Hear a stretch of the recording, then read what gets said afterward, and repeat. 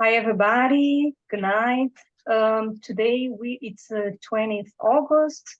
We are having our meeting, Jung's approach to spirituality and religion, and it's a pleasure to have Lionel Cobbett with us today. Thank you, Lionel. Thank you, Mariana.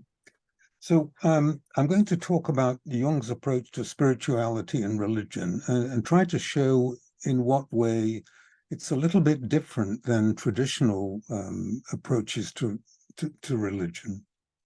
And I want to begin by asking you to imagine the kind of experiences that we read about in the Bible, because Jung has a very special way of explaining these kind of experiences. Imagine Saul on the road to Damascus, on his way to persecute Jesus's followers, and he sees a blinding light. He's thrown off his horse, and he hears Jesus's voice saying, "Why do you persecute me?" Or imagine Moses at the burning bush, which is not consumed by the flames, hearing the voice of God speaking to him. Now imagine the emotional impact, the psychological impact of a very powerful experience like that. That's the kind of experience that Jung was very interested in, but he had a different way of approaching it than traditional religionists. So this is Jung's approach. Traditional religions will talk about these kind of experiences of divinity as coming from a heavenly realm, a transcendent realm. Jung thinks it comes from, these experiences come from the deep level of the unconscious, which is a deep level of the psyche. So this is his model. It's like an iceberg here. This is everyday, ordinary, what we call ego consciousness, your ordinary, everyday personality.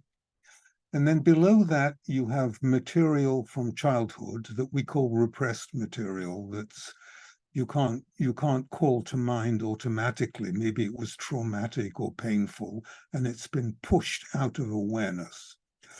And now, psychoanalysis deals with that a great deal. What Jung does, which is surprising, he says that these kind of religious experiences that I've talked about in the Bible are actually coming from a deeper level of the unconscious, a deeper level of the psyche, like this model here. It has a lot of names. It's called the autonomous psyche, the mythopoetic level of the psyche. But he thinks that this is the deep level from which religious experience, spiritual experiences come. So not from a heaven, but from deeply within our own psyche. So this is a major difference. So if you were to look at his model, imagine that these little pyramids or icebergs represent everybody on the planet. So there should be 8 billion of them or something. Then all human beings have access to this deep level of the psyche, this spiritual dimension. What that means in practice is that no matter what the religious tradition is that you grew up in, that you learned about, material from this deep level may come into your consciousness in dreams or in a visionary state. I'll give some examples of that. That may be from a religion or a mythological system that you know nothing about, because it's in the collective unconscious. It's not in your individual psyche. So Jung thinks that these kind of powerful experience that he calls numinous experience, like Moses or St. Paul, arise from this deep level of the psyche. Okay.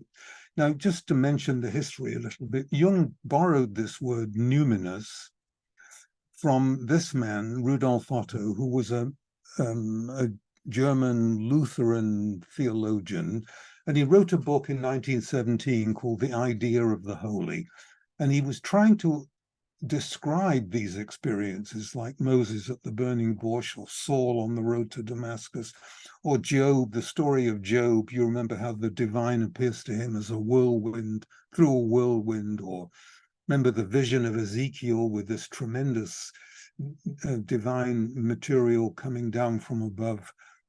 Otto used the term numinous to talk about the emotional quality of those experiences. So the important thing is not the content, it's the emotional power of the experience which is most important. This is just the Latin root of the word. The word numen in Latin means a divinity. Now, Otto said, when you look at these kind of experiences, you can tell that they are experiences of the holy or the sacred because they have this tremendously powerful emotional experience. And he was a 19th century scholar, basically. So he used this Latin phrase, Mysterium tremendum et fascinans, to talk about something, what the effect would be on the subject of an experience like that. It would be overwhelming, fascinating, mysterious, awesome, dreadful, terrifying. Those are the kind of words that people use to talk about these experiences. You can imagine how Saul or Moses must have felt when they were in the face of this tremendous, overwhelming divine power. It makes the individual feel very small. Sometimes people feel, when they have these experiences, they feel blessed. It's an experience of grace. It can be terrifying. It can cause a conversion experience. The thing is, you can't make them come or go. In other words, the divine can come to us in this way. We can't just voluntarily go there. You can't make these things happen. There's no rational way to explain them. So what happened was 20 years after Otto wrote that book in 1937, Jung gave a lecture at Yale, and he said, look, I'm hearing experiences in the therapy room that have this very powerful emotional experience, but they're not Judeo-Christian, they're not biblical. They can have any content, but they have this very powerful, awesome, dreadful, mysterious quality about them. And he said, I think they are still experiences of the sacred or the holy, even if they're not traditional in their content, okay? This is just a slide which talks about some of the differences. I've already mentioned them. Otto thought they would come from a heavenly God in a heavenly realm. Jung thinks they are from contact with the divine self, which in the English language literature we write with a capital letter S. Jung thinks that the self, capital S, is the God within. He thinks that it's when you have a contact with that level, which is this deep level of the unconscious, that's when you have a numinous experience. So it's quite a difference thinking that it's within you rather than in some heavenly realm. And then this point that the manifestations, which I'm going to talk about in a minute, are sometimes the kind of thing that a traditional religionist wouldn't accept as being sacred. Okay. Now, the reason Jung thought these experiences very powerful is he thought they have a healing effect. And he said that that's the real healing factor, the real healing therapy. And what we find in clinical practice is when we hear these experiences from people, they're always talking about something that's going on in the person's life, a life crisis, a problem that the person has, or some emotional difficulty, something like that. And they are so emotionally powerful that they have this healing effect.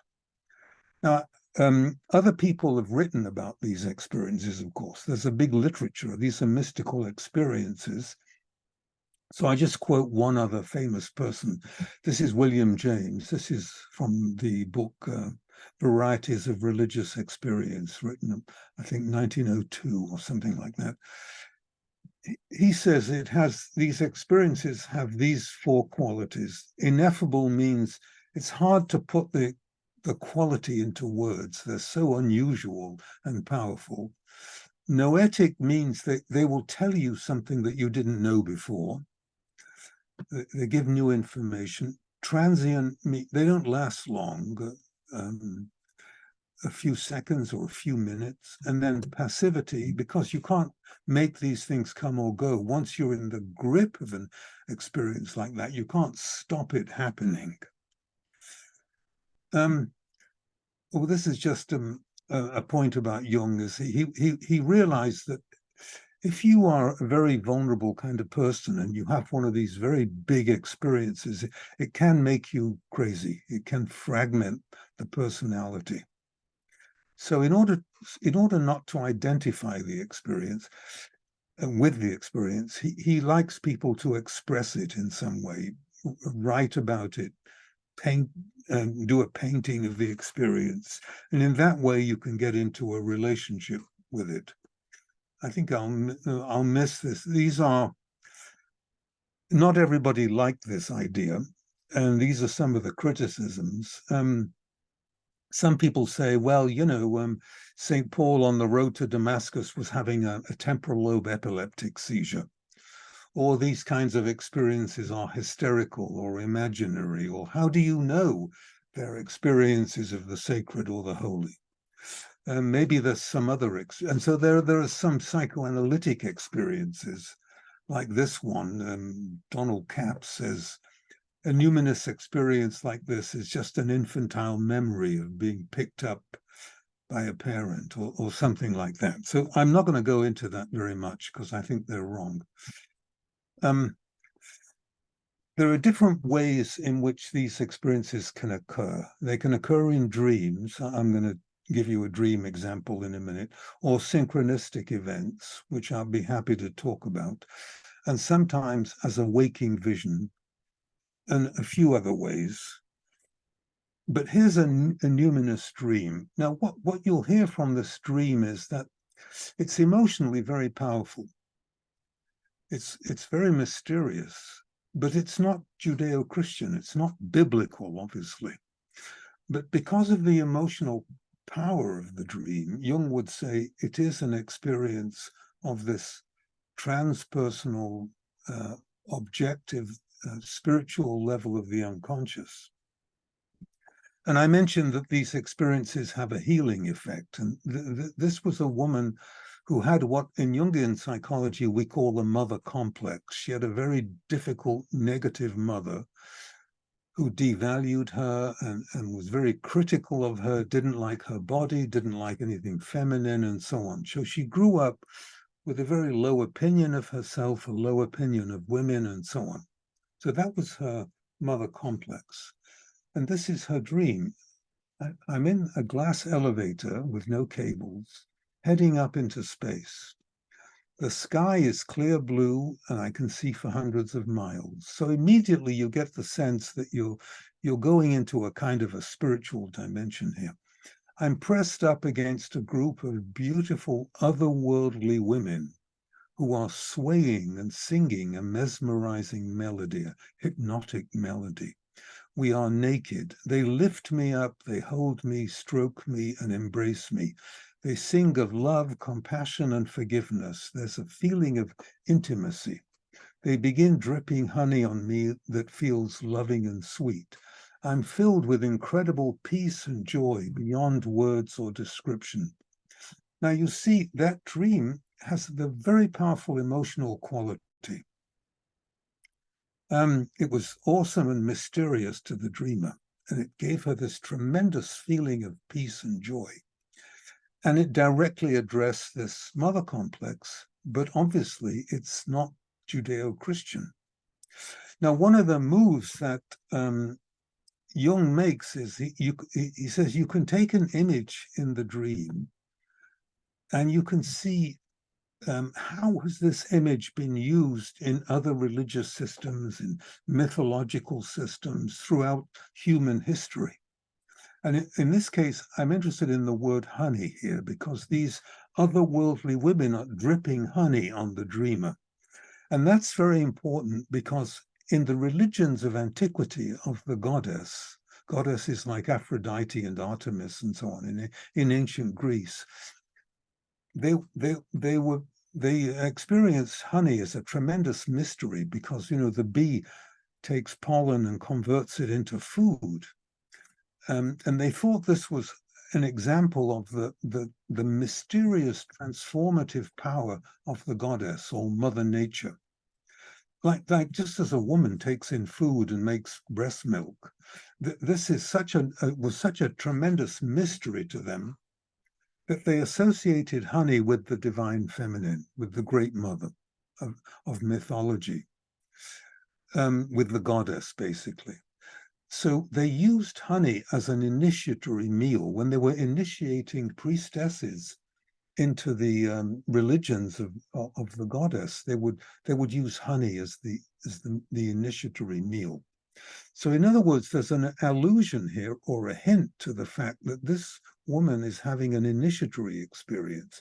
What that means, initiation in this context means she's being taken to a new level of consciousness, something that she had never thought of, that somehow she could participate in the divine feminine.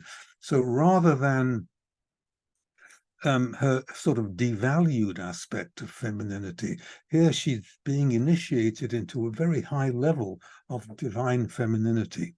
So this dream, when you work on it a little bit, you see has a tremendously numinous or powerful effect on the dreamer. That's why Jung says it has a healing effect. So I just summarize that here. It's mysterious, tremendous, fascinating, but not Judeo-Christian.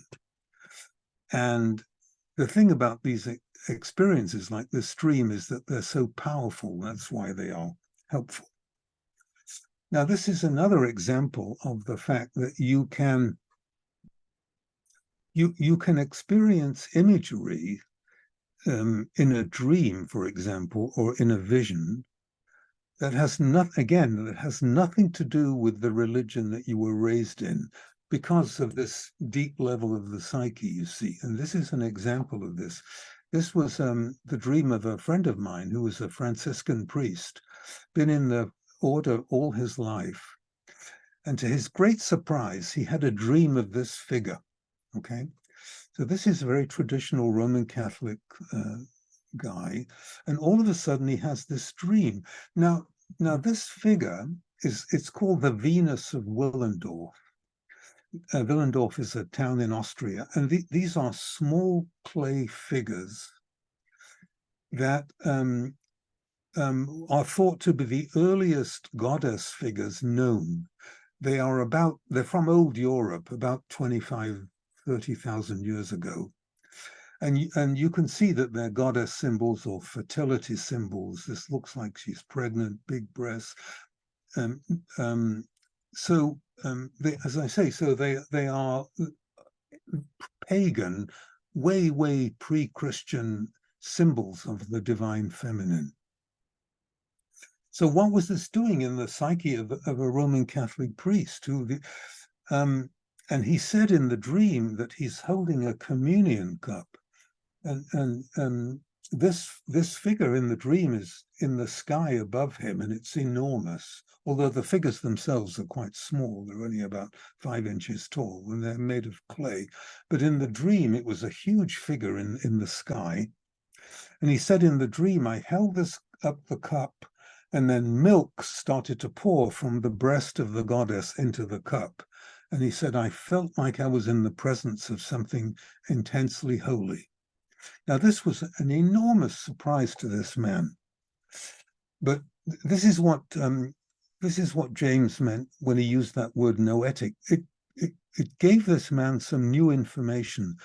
It says that what's really sacred to you is the divine feminine. So he's been worshiping the Christian God all his life, and all of a sudden it's as if he's being introduced to the mysteries of the divine feminine, but not through the Blessed Virgin Mary, through this is the earliest divine feminine figure that we have. So this was an enormous surprise to him. And I said to him, did you tell anyone in the order? And he said, no, I didn't want to, because, he'd get into trouble if he told people about this, because, you're not supposed to dream about the wrong thing. And this is, I'm going to stop sharing now. This is why,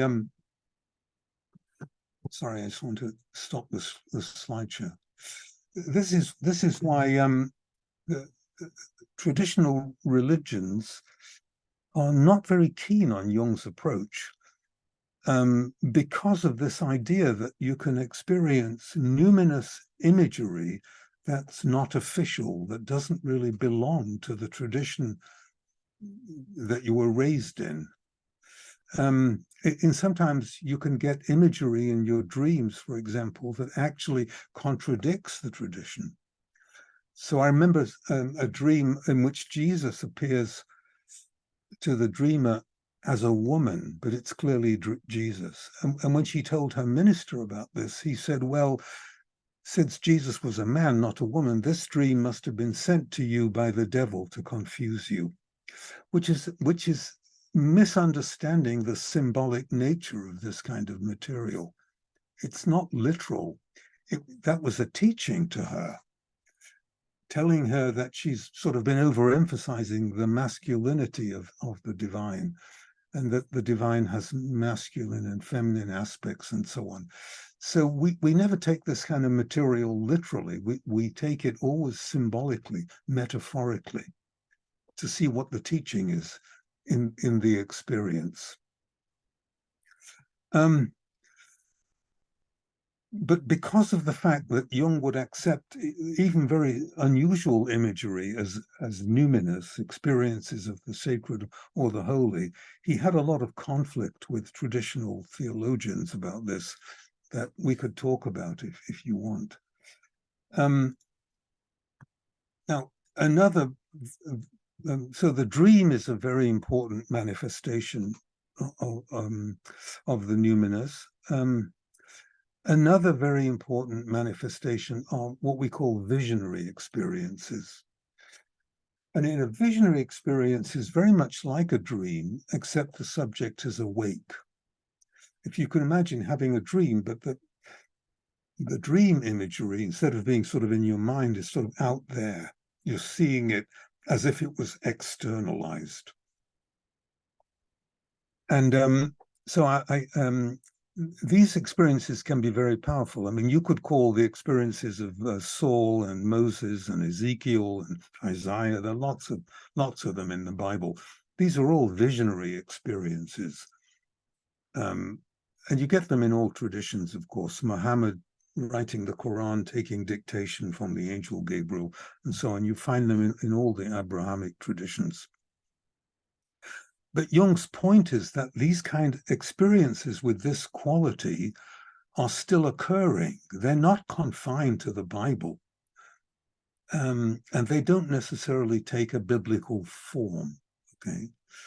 So I'll give you an example of my own, of a visionary experience. And this happened to me about 13 years ago, just before an illness that I had. At the time of the experience, I didn't know I was going to have the illness. But so in this experience, I was lying on my bed. I was definitely not asleep. This was a waking experience. And suddenly a figure appeared by my bed, and it was a tall, gray figure. It looked like it was made of stone, except it seemed more alive than that. And that was terrifying, mysterious, tremendous, fascinating, and so on. But then when I looked up, the figure was looking down at me. And the really terrifying thing was that it had three faces. It had a face looking down and a face coming from either side of its head. Okay. It didn't last very long, but it was extremely frightening. So it meets all these Otto's criteria and Jung's criteria. It's mysterious, tremendous, awesome, dreadful, and so on, uncanny, but not biblical, obviously. So I didn't know what to make of this. But when I looked into one has to do a little research with this kind of experience, it turns out that in many religious traditions, there are figures that have either three heads or three faces. They're called tricephalic gods or goddesses.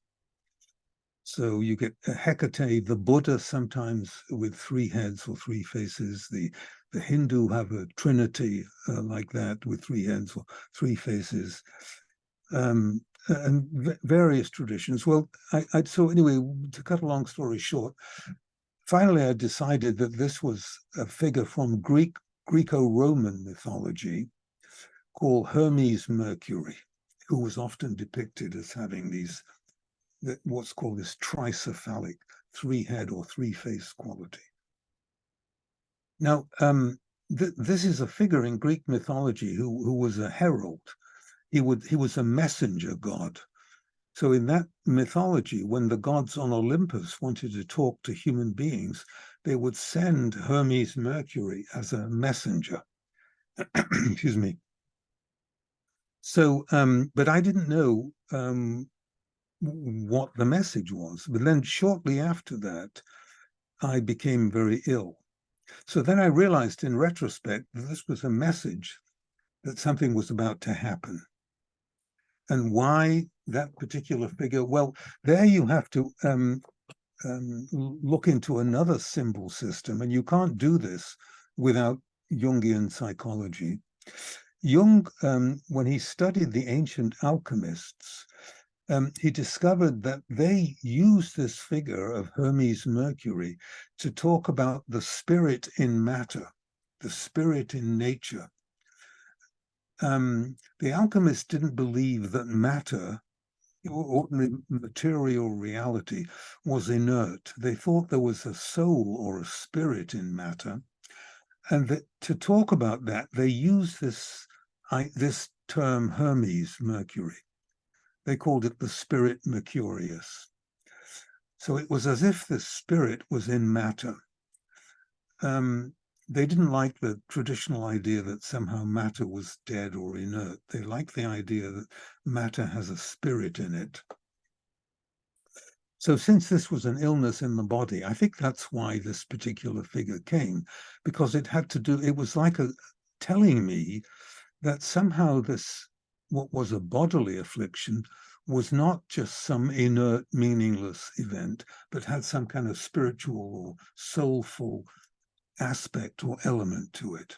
Anyway, that's a rather brief summary of it. But what I found is that many people have these kind of waking visionary experiences. They're just reluctant to talk about it because, you know, we don't like to go around saying I had a vision because it makes us sound a little bit crazy. It's all right to say I had a dream, but not to say I had a vision. But people do have these experiences. It may be that somebody in this group has had a waking vision like that.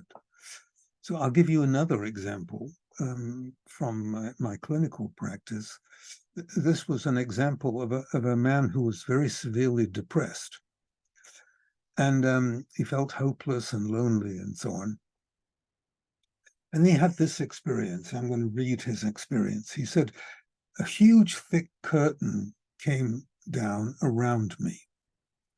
I was then lifted up and taken to the top of a high mountain.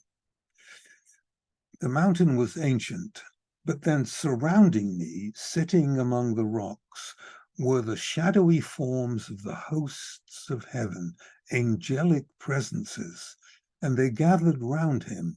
And he said, I knew they had gathered there in order to meet me. They seemed to be expecting me and to delight in my presence. Then he said, a soft white glow radiated around me, and I felt a deep warmth and a sense of belonging. And he said, for that moment, I felt I was heaven's agenda. Now, that was a very powerful visionary experience. And it alleviated his depression because he no longer felt alone and unseen. He realized that he had this divine or this angelic presence around him, which was, of course, an enormous help.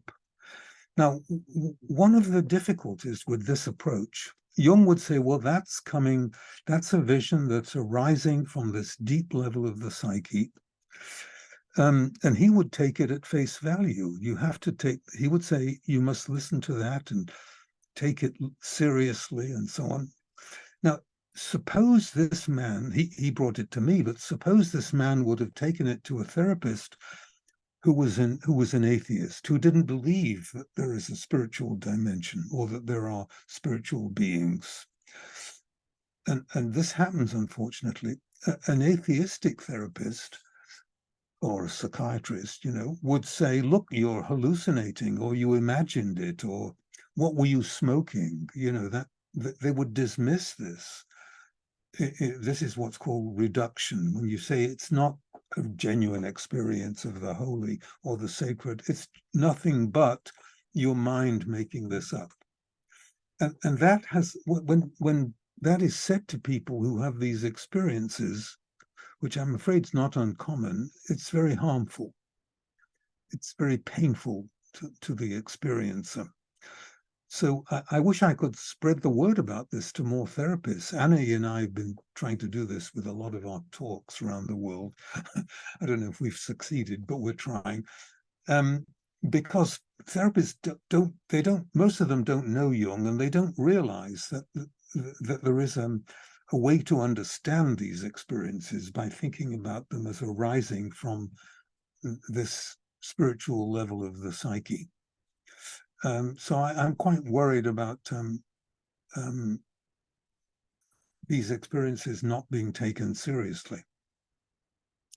Now, sometimes these kind of numinous experiences are absolutely terrifying. Well, I think Saul on the road to Damascus, when he had that experience, must have been terrified. I know I was. So, but sometimes you get a dream which has this numinous quality that's quite terrifying. So I brought one of these terrifying numinous dreams. And again, it was a dream of a woman who had a very difficult mother problem. Her mother was very critical and harsh and angry and so on. And in the dream, she sees the head of her mother, just the head, not the body. And the head, instead of covered with hair, is covered in snakes, like the Gorgon or the Medusa.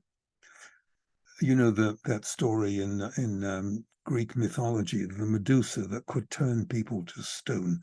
And in the dream, the head of her mother, covered in snakes, is chasing the dreamer, and the dreamer is running and running, and she can't escape. Now that's a mythological image of what we call the mother complex. The dream was actually terrifying, but at the same time, it had this mysterious, numinous quality about it. So that's just to show you that sometimes these experiences, although they're very numinous, they can also be quite terrifying.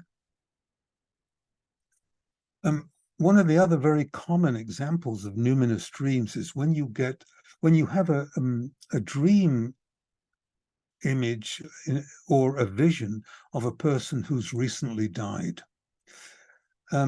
This is a controversial area. So I'm thinking of a woman who had a very difficult alcoholic father. I didn't even go into all the details. He was very unpleasant.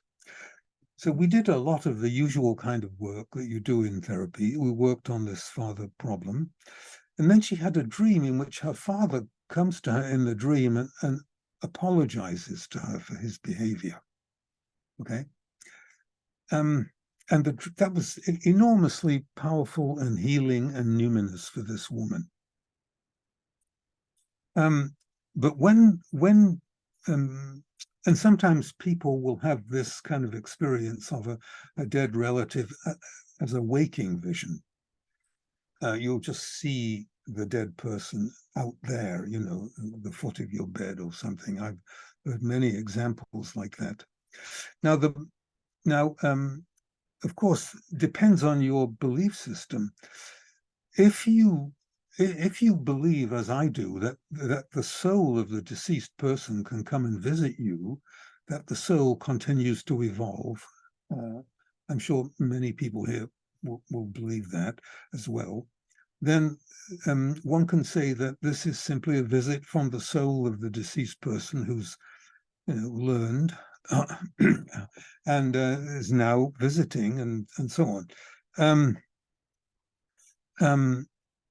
But if you don't believe that there is any continuity of consciousness after death, then when you hear this kind of visionary experience or dream experience of a dead person, it tends to get dismissed as just sort of the healing effect of the psychotherapy, as if this woman's father complex had somehow gotten improved by the psychotherapy, rather than, of course, both could be true at the same time, but a lot of therapists will not see this as a visit from the dead person. So this is where the therapist's values and beliefs can really influence what he or she says in psychotherapy. And I think it's very important for us to sort of talk about the fact that these experiences, if you do believe in a spiritual dimension and the continuity after death in some way, that these things can simply be taken as just so. This is the way it is. But unfortunately, in our profession, this is commonly dismissed. That, people, when they have a visionary experience, they're told that they're hysterical or an overheated imagination and so on. But, well, I'll give you some more visionary experiences. And again, they're not always Judeo-Christian. I'm thinking of a woman who was an intensive care unit nurse, and she was the kind of person that felt that how can I put it? It was like the only reason she had to be on the planet was to serve other people, to help other people. She felt she was no good unless she was helping other people. Okay.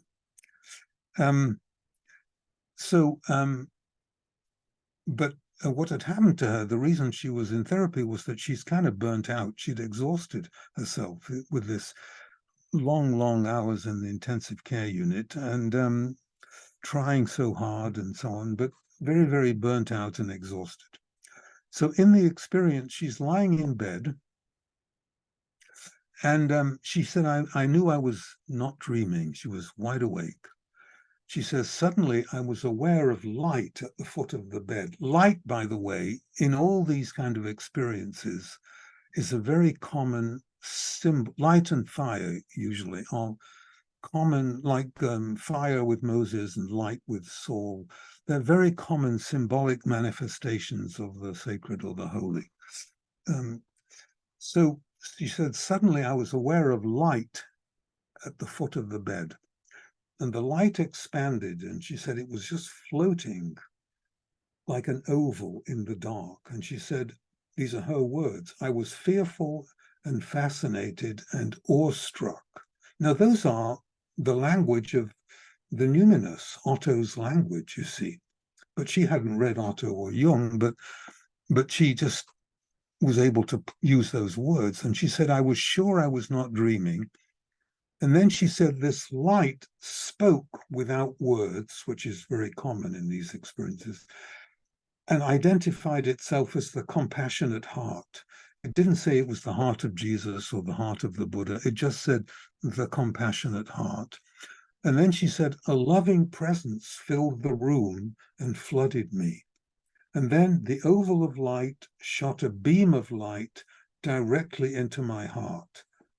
And then in that moment, I'm just reading her words, I saw myself with divinely compassionate eyes, and I was filled with a sense of forgiveness, unconditional love, and complete self-acceptance. And then this silent voice told her that she didn't need to do anything. She didn't need to work so hard. She was worthwhile just as she was, without having to exhaust herself serving other people. And she said, I saw the moments when I had judged myself as lovable only because I was living from out of love and service to others. But this voice directly told her that wasn't true, that she was valuable in her own right. Now, I was able to affirm the reality of that experience, that this was a visit from the spiritual dimension, and it can be taken exactly at face value. And now I could have told her exactly what the voice said, and I could have said that to her till I was blue in the face. It wouldn't have had the same effect as this very powerful numinous presence had. You see, it's the emotional power of the experience which has the healing effect. Well, I'll just give you another one. I don't know if you want me to keep going with this. I've got many more examples, or we could stop for questions. What do you think, Annie? I think we should go on a little bit more with more examples. More examples? Alana. Okay. I do have several more, but I didn't want to flood people with too much material. Okay, so I'll tell you a few more. So this was an experience of a woman who'd been very severely abused in childhood. She grew up in a family where she was very alone and felt completely unloved and unable to love other people because she'd never experienced love. I think it was a family dog that she got very close to that saved her life as a child. She was close to this family dog, and she was going through a very painful episode in her life, and she said, this is what happened. She's lying on her bed. Again, she's quite sure she's awake. And a figure appeared, and the figure was dressed in a long, dark, heavy robe, with a brown robe with a hood. And then the figure was standing on her pelvic bones. So she's lying in bed and the figure is standing on her. But the curious thing was that she said, I felt her presence and saw her clearly, but she was weightless. There was no weight. That's rather important. Then she said, my heart pounded. I couldn't move, but I wasn't afraid because I sensed her deep caring and her intention to help me. Then the figure leaned forward, and with her, I'm just going to read her, with her index finger, she touched the place between my breasts adjacent to my heart. Then she started to draw up her finger, and it was as if there was a cord wrapped around my heart. And with her finger, she starts pulling this cord from around my heart. And she said, I felt my heart unbinding, and the weight around my heart was drawn away. And then the interesting thing is that as she kept pulling this cord, it got thinner and thinner as she pulled it. And finally, it became like a very, very fine, thin thread. And the figure then used this fiber to weave a kind of a cloth or a carpet. And that fell to the floor. And it turned out there was a large, dark pool of water around the subject. Well, it wasn't a dream. And the figure used this cloth that she'd woven to cover this dark pool around her. And her words are, the experience permeated me so deeply that I was profoundly touched, shaken, and moved. Now, again, you see, this is very numinous. You can hear that from her language. And the metaphor is obvious. It was the unbinding of the heart. Her heart had been constricted by her painful childhood, so she couldn't feel anything from the heart. And now the figure unbound the heart. And the interesting thing is that, and it had a very beneficial effect on her. The interesting thing to me was that the figure had no weight, that it was standing on her pelvis, but there was no weight to it. So what we'd have to say is that this was a subtle body experience, not a physical body, but a kind of a spiritual body. You know that all the traditions have the notion of a spiritual body, somewhere in between the physical gross body and the pure spirit. The spiritual body or the subtle body usually can't be seen with ordinary vision. But this is the kind of experience that makes us believe that there is such a thing. another way of looking at this is that this is what's been called the mundus imaginalis, the imaginal realm. It's the realm of the deep psyche. And when you have one of these kind of experiences, you see that the information that you get is very real. The information that you get and the effects of it are as real as the information that you get from the five senses and from your intellect. So these are very, very important experiences. They cannot be dismissed. I'll give you another one. And sometimes you hear experiences that really will aid in a person's spiritual evolution. I'm thinking of a guy who was very immersed in the Christian mystical tradition, very sincerely immersed in that tradition. And he said, his words, "I woke up, so this wasn't a dream, and I felt a sense of presence in the room."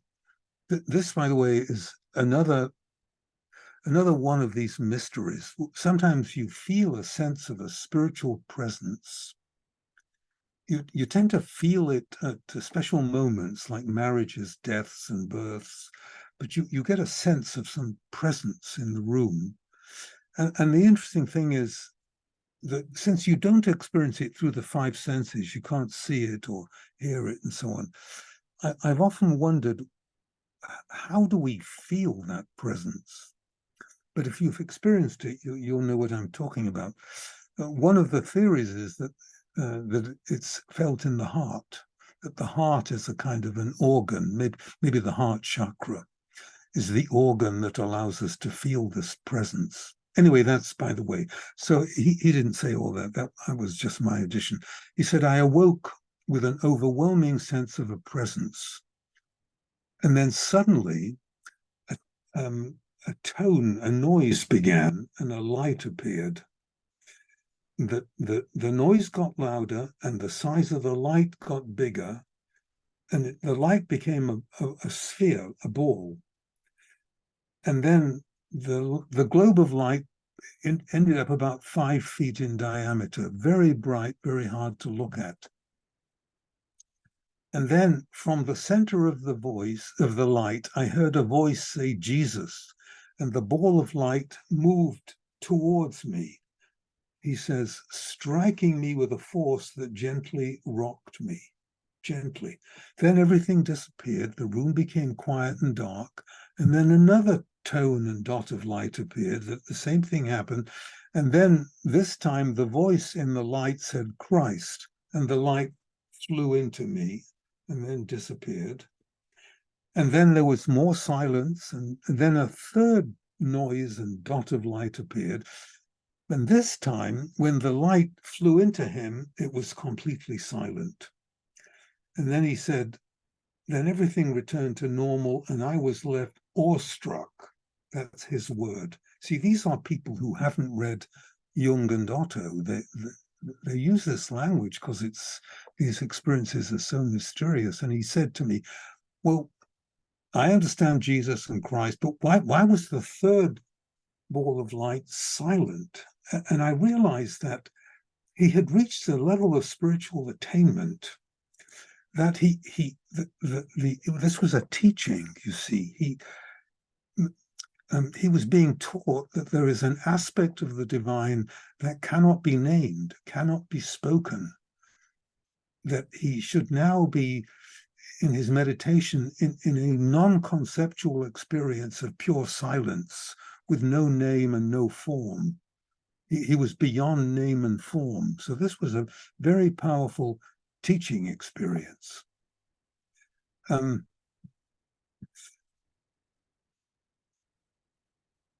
I stop or shall I go on? I don't want to overdo it. I do have more examples, but they're all more of the same quality. So what do you people prefer? In the chat, we have only one question by now. Oh, okay. Well, I would be very interested in knowing if anybody in this group has had a visionary experience like this. I don't know whether you'd feel comfortable talking about it or not. Some people are shy about it, which is why I talked about my own. But, you know, so don't feel any pressure, obviously, but if you don't mind sharing it, it would be very interesting. Should we start with the experience? Because it's being recorded. Okay. So if, yeah, if people, for instance, we can first answer questions and then stop the recording, and then people can tell their own experiences. Yeah. I think maybe this is better. Okay. So I don't know, Sylvia and Bianca, would you like to share an experience or ask a question? Because Mariana has put a question here in the chat. I share an experience, which I had more than one, but okay, so we can we'll answer the question. For later, then. I can do later. Yes, that's fine. Okay. What about you, Bianca, also? Same to Sylvia. I will share. Okay. Okay.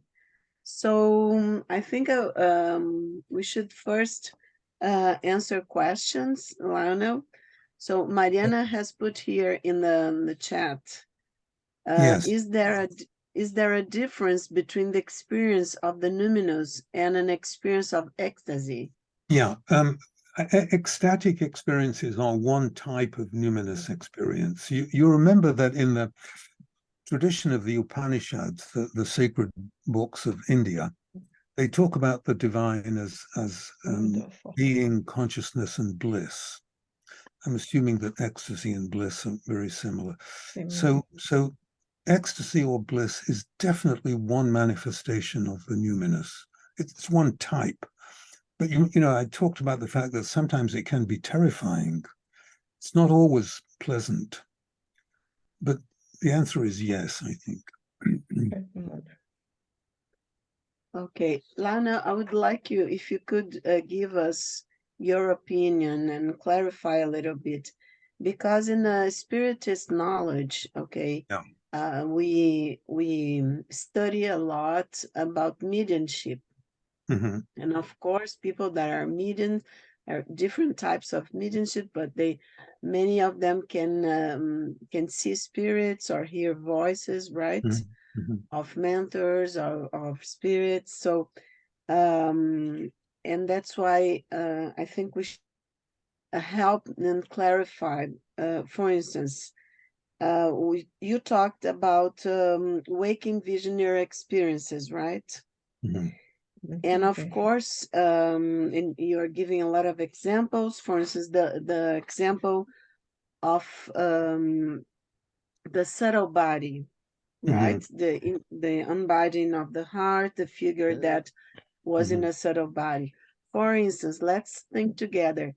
If the person was a spiritist and was a medium, for instance, the person could, of course, understand through spiritist knowledge that she or he was seeing a spirit, okay? But it wouldn't be wrong to think about that. No, that's perfectly, yeah, that's fine, yeah, not wrong. Yeah, but then what it's not very commonly talked about in spiritist knowledge is about the emotional quality, the healing effect, and the numinous in the experience. For instance, the symbolic way that or the symbolic expression, let's say, of an issue that it's a teaching of what's being given to the person. Yeah. What can you clarify and tell us a little more about that? Well, the symbolic level is very important because, like for example, I talked about the symbol of honey as being a symbol of the transformative power of Mother Nature. You know, if you didn't think symbolically, you just think about honey as some kind of sweet, sticky stuff. It wouldn't have any, but it has a much larger meaning, you know. So that's why the symbolic approach is very important. I mean, sometimes, I mean, you can take these figures literally. Like the women in, remember that elevator dream? Those women could have been spiritual figures. I think they were myself. Mm. But you could think of them as symbolic of the spirit of the divine feminine or something like that. I don't know if I'm answering your question, Annie. Yes, you are doing it because it's just a way for us to think together, you know, because Joana de Angelis brings the importance of the symbolism, the psychology, and she's trying to make a bridge between everything that we know about psychology, about this dimension of the psyche, but also the spiritual knowledge. Okay, so for instance, what I'm thinking here and trying to share with you, and wanted very much for you to give your opinion, is that even a spirit in a mediumistic session, for instance, seance, that we are trying to help people. Usually are trying to help spirits that communicate or channel message teachings, things like that, okay? But many times there would be, for instance, a symbolic vision or expression of even of the spirit, okay? And maybe it could be missed because the phenomena gets to be more important, for instance. So they miss the symbolic level of it. Yeah, miss the symbolic level, the psychological level. And I think Joana de Angelis is trying to bring all of this and put everything together. It doesn't matter that if we are in a body of flesh or in a body of a subtle body, as one of your examples, that many times the communication will be symbolic. For instance, as you said, light or fire. And if I don't understand, or the silence, the beautiful example of Jesus and the Christ, and then the silence. Okay, well, what happened? Why the silence now? So am I not hearing anything? For instance, if I'm looking at the experience and in a concrete way without the symbolic, okay? And then, as you said, well, the silence is a teaching, is a spiritual teaching, and it's saying something about the divine.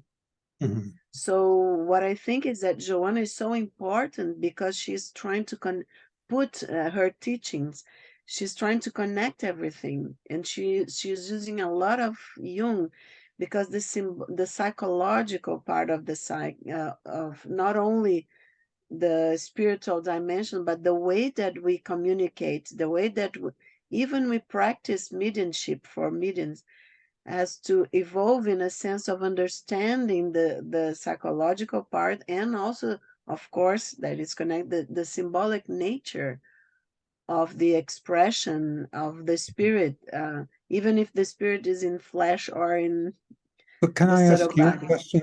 Would Joanna, I mean, she was in the Christian tradition, would she accept the idea that these experiences may not take a traditional form? Because that's Yes, a that big issue. That was what Jung quarreled with, with Martin Buber and Victor White and all kinds of theologians. yeah, that's totally Jonah. That's why she keeps bringing other. She talks about the Upanishads and other cultures. Okay, so she's okay And with it. Yeah, okay. yeah, totally. I hope I'm well from everything that I've read by now, And she appears as well. I don't want to give spoilers because it's the last class of the our course here, but the many incarnations that she talks about with Divaldo that she has had.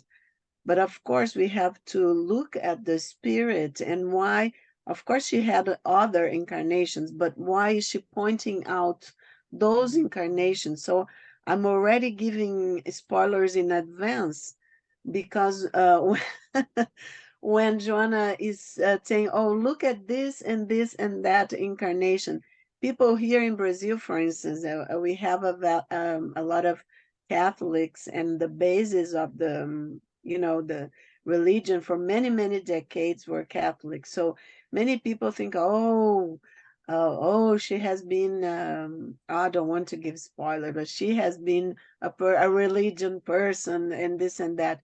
But sometimes I think that people can miss the example that the spirit is giving. Why that spirit comes, in a rank, in a life as a priest, as a nun, as this and that. There is a meaning, and sometimes it's also a symbolic meaning. Many times it's a symbolic meaning when it means a teaching. That's what I wanted to, because you gave beautiful examples. And many times in Chico Xavier psychographs, especially the one by André Luiz, the medical doctor, there are lots of examples of people waking up and remembering in dreams where they were quite sure they encountered a spirit of a deceased relative, but the way they remember was symbolic. Oh, There would be a figure, a snake, or this and that. Yeah. And could you say something about that? You mean that they might see a bird, for example, and think that that was the spirit of the parent or something?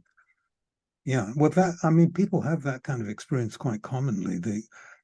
It's an intuitive association that has symbolic meaning. I think that's important. I think those intuitions are reliable. I don't know what more you want me to say. I'm sort of agreeing with you. No, not only agree. And what about the emotional, the numinous, right? Oh, it still has a very emotional quality. Yeah. Yeah. Okay, so you would say that when there is an encounter, let's say that this vision of the subtle, the spirit, let's say, in the subtle body that was that made the carpet, right? Oh yeah, yeah. For the person. For instance, it was the unbinding of the Of the heart. heart. Yeah. Well, that's symbolic, obviously. Yeah. Obviously. And what about the carpet? Well, I said to her, you know, that dark pool around you, that's probably your depression. And the figure was giving her something to get through the depression, covering it with this fabric. That was the symbolic meaning of that fabric. Okay, thank you. That's why I wanted you to. Oh yeah, I didn't. I should have said that. Okay, yeah, right. Well, that's where in therapy you can make those symbolic links. Yeah, yeah. And I'm trying to bring to people that are spiritists, the importance of paying attention to the whole of the experience. Yeah, yeah. Okay, there is Andre Marie. Do you want me to read? Hi. So do you want me to read, or do you want to read to Lionel? I can summarize. Thank you. Okay. I since I raised my hand, so much has gone on. I'm just going to go with the current feeling here. And I do have something to share, but I'm also happy to listen to other people's sharing, because I think this is a group that has a lot of numinous experiences. But to your point on he and Lionel, what you were agreeing with, that in just even the most basic of experiences for somebody in a client practice, the beauty of somebody reporting, like having the courageousness to report. Yeah, just take courage. Yes, right. Yes. Yeah.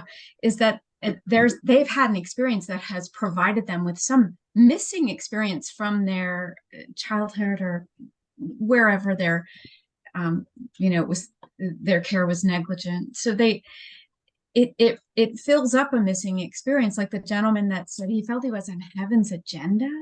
If you believe in heaven, right? I mean, is there a better agenda if you believe in heaven? Well, I mean, and if you think you're lonely and all alone and then you're surrounded by angels, that's not bad, is it? It's not bad. So, Yeah, that was an incredible example. And just that healing feeling that is so personal, Yeah. So I don't know what, Jung had a lot to say, right, about angels and images in the psyche, but they are ultimately just so personal.